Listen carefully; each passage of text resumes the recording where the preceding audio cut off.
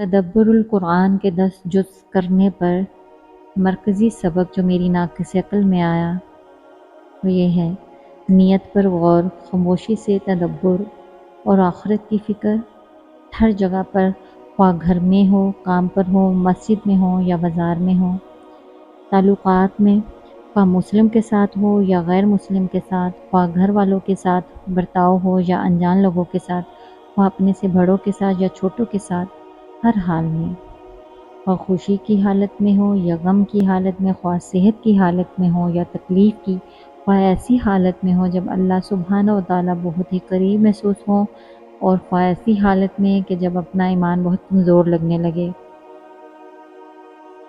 خواہ تنہائی میں صرف اللہ کے ساتھ مناجات میں یا خواہ لوگوں کے ہجوم میں ہو، تدبر کا عمل چلتا رہنا چاہیے، خواہ وہ کوئی آیات ہو یا شرعی۔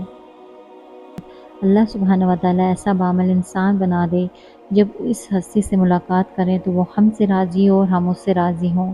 اللہ سبحانہ و تعالیٰ آپ کو اپنی وسعت کے مطابق اجر دے، آپ کو صحت والی بہترین لمبی عمر عطا فرمائے اور ہمیں آپ کے لیے بہترین صدقہ جاریہ بنائے۔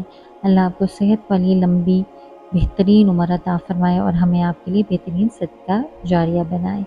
اللہ ہم سب کے بچوں کی، سب کے ماں باپ کی خیر کرے، ان کو اپنی حفظ و امان میں رکھے، اسلام کی اور ایمان کی سربلندی عطا فرمائے اور ہمیں ان لوگوں کی صف میں شامل رکھے جو اللہ کے پسندیدہ بندے ہیں۔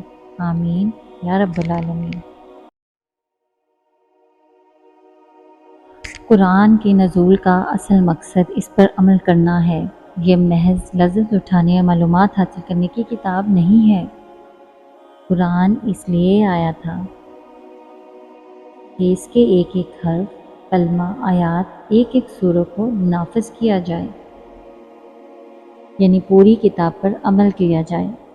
یا ایھا الذین آمنوا ادخلوا فی السلم کافۃ ولا تتبعوا خطوات الشیطان انہ لکم عدو مبین۔ قرآن کو چھوڑنے اور عمل نہ کرنے کا نقصان۔ دنیا آخرت کی عزت بلندی اس کتاب پر عمل کرنے میں ہے۔ جب مسلمانوں نے کتاب کو مضبوطی سے نہیں تھاما تو مسلمانوں کی ہیبت و عظمت جلال ختم ہو گیا۔ وہ مغرور تھے زمانے میں مسلمان ہو کر اور تم خوار ہوئے ترک قرآن ہو کر۔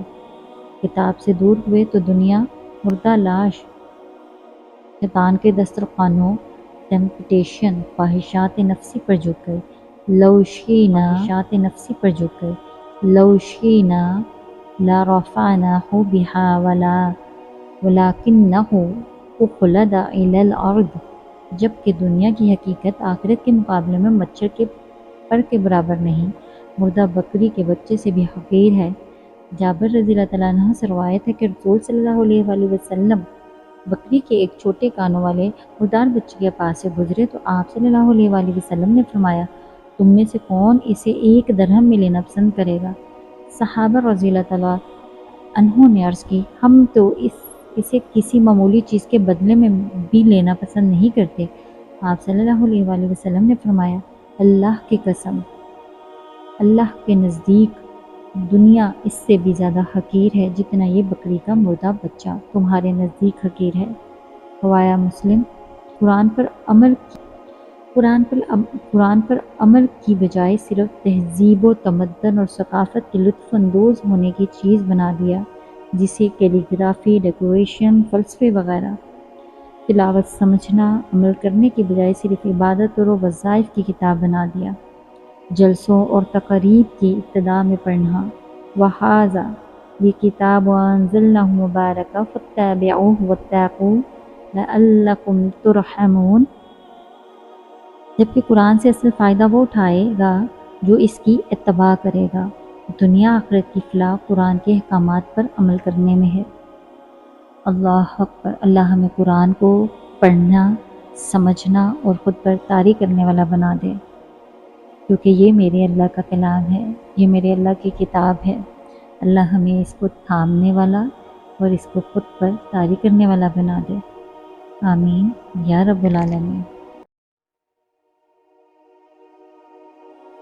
شیطان نے کوئی زنا کیا تھا، کوئی قتل کیا تھا، شراب پی تھی، जुआ खेला था। क्या किया था उसने? वो शिर्क किया था उसने एक सजदे से इनकार किया था, सिर्फ एक सजदे का इनकार। उसने सिर्फ एक सजदे का इनकार किया और हमेशा के लिए मरदूद हो गया। और मुसलमानों को होश नहीं, जो दिन में 5 नमाजों में आने वाले 20 सजदों का इनकार करता है और फिर भी बेफिक्र है, ये सोचता है कि वो मरदूद नहीं हुआ। इतने सुकून से सोता है, चाय पीता है, खाना खाता है, खेलता कूदता है, हर काम करता है, लेकिन सिर्फ 7वें दिन जुमे वाले दिन टोपी पहनकर मस्जिद में आ जाता है, जैसे नमाज सिर्फ जुमे की ही फ़र्ज़ है। क्या अल्लाह सिर्फ जुमे को खिलाता है? क्या अल्लाह सिर्फ जुमे को बुलाता है? क्या अल्लाह सिर्फ जुमे को नेमतें उतारता है? ऐसे पत्थर दिल हैं हम लोग, मालिक बुला रहा है और कान पर जूं नहीं रेंगती।